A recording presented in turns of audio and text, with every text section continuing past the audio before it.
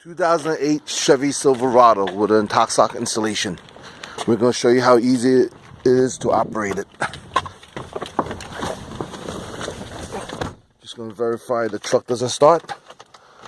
Okay, it doesn't start.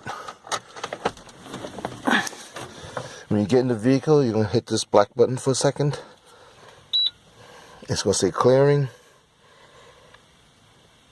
Now we're going to blow.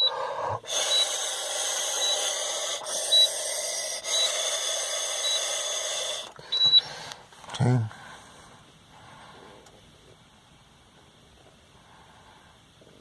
Okay, now we can start the vehicle.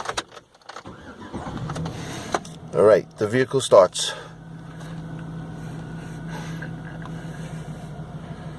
And that's it.